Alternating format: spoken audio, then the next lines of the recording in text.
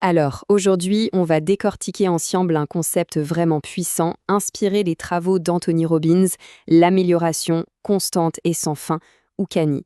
C'est une philosophie qui promet une chose assez folle, transformer des changements minuscules en résultats absolument monumentaux. C'est la grande question, n'est-ce pas? On a tous des désirs de transformation majeure dans nos vies. Mais voilà, le premier pas ressemble souvent à une montagne. Alors, comment on fait pour concilier cette ambition immense avec cette inertie qui parfois nous paralyse complètement? On est en plein dedans. C'est ce défi que tout le monde rencontre. Des objectifs immenses, des rêves ambitieux. Sauf que la taille de ces objectifs est tellement intimidante qu'elle finit par nous laisser sur place, immobiles. Eh bien, c'est précisément ce paradoxe que la philosophie CANI vient résoudre. Pour trouver la source de cette solution, il faut faire un petit voyage dans le temps. On part au Japon juste après la Seconde Guerre mondiale. C'est là qu'est née une idée qui allait révolutionner non seulement l'industrie, mais bien plus que ça, le concept de Kaizen.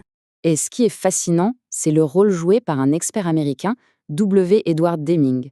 Il a enseigné aux industries japonaises que la qualité, ce n'était pas une norme fixe à atteindre une bonne fois pour toutes, mais plutôt un processus dynamique. Un engagement de tous les instants vers l'amélioration. Une promesse audacieuse qui, on peut le dire, a tout changé. Le Kaizen, en fait, c'est ça. C'est l'idée que des progrès minuscules, mais apportés chaque jour, de manière systématique, finissent par créer des résultats d'une ampleur inimaginable. C'est un vrai changement de culture. On ne cherche plus la grande révolution, mais une évolution permanente et maîtrisée. Bon, et comment cette idée japonaise a-t-elle traversé le monde? C'est là qu'Anthony Robbins entre en jeu. Il a repris ce concept et l'a rendu beaucoup plus accessible en créant un acronyme simple, percutant et facile à retenir. Kaizen. Mais attention, le point crucial, c'est que ce n'est pas juste un slogan, c'est un engagement. Un engagement envers un processus quotidien, systématique, pour devenir meilleur. C'est un état d'esprit qui s'intègre jour après jour dans tous les domaines importants de la vie. Allez, on va plonger au cœur du mécanisme de cette philosophie. Sa véritable puissance, elle ne se trouve pas dans des efforts héroïques et spectaculaires, non, elle réside dans l'effet cumulé de petites améliorations qui peuvent sembler, à première vue, totalement insignifiantes.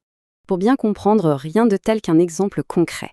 On est en 1986, les Lakers de Los Angeles sortent d'une défaite très difficile en finale. L'équipe est pleine de talent, mais le moral est au plus bas. L'entraîneur, Pat Riley, doit trouver une nouvelle stratégie pour les ramener au sommet. Et sa solution, elle est surprenante. Il ne demande pas à ses joueurs de se surpasser, de réinventer leur jeu. Non, il leur fait une demande qui semble presque ridicule, que chaque joueur améliore ses compétences de seulement 1% dans 5 domaines clés. Juste un petit pourcent. Ça peut paraître dérisoire, mais regardez le calcul. Si chacun des 12 joueurs s'améliore de 1% dans 5 domaines, ça fait 5% d'amélioration par joueur. Mais collectivement, pour l'équipe, ça représente une augmentation d'efficacité de 60%. C'est l'effet de levier du CANI en pleine action. C'est juste énorme. Et le résultat a été sans appel. L'équipe a dominé le championnat. Cette victoire n'était pas le fruit d'un coup de génie ou d'un changement radical, mais bien de la somme de centaines de toutes petites améliorations, ciblées et constantes. Tout ça illustre une vérité bien plus profonde. Il suffit de penser au Grand Canyon. Cette merveille naturelle n'a pas été créée par une explosion cataclysmique. Non, elle est le résultat de l'action persistante, ininterrompue, du fleuve Colorado, qui a sculpté la roche goutte après goutte, siècle après siècle. Cette image de la nature est vraiment puissante. Elle nous montre la voie.